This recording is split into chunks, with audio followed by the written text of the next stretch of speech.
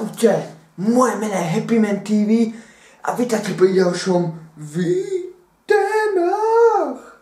Dnešné témy budú o lete.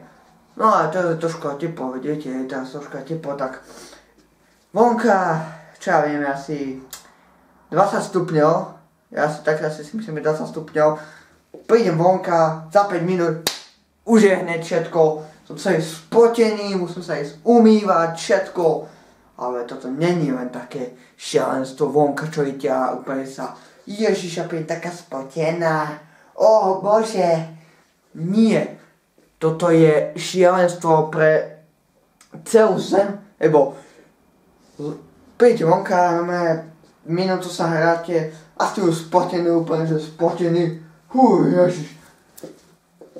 Úplne ste spotení, viete, úplne ste spotení a príďte vonka.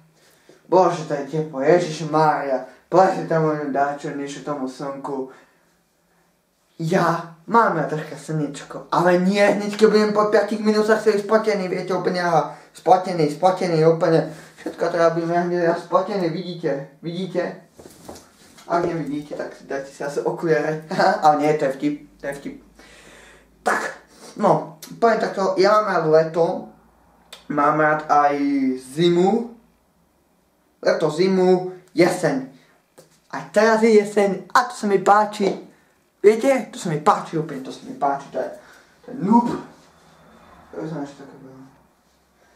Je to úplne, to leto je najlepšie. Môžete sa kúpať, plávať a čo ešte?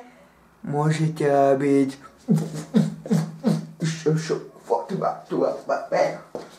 to mám znamená ako že tanec, viete. Tak čaute.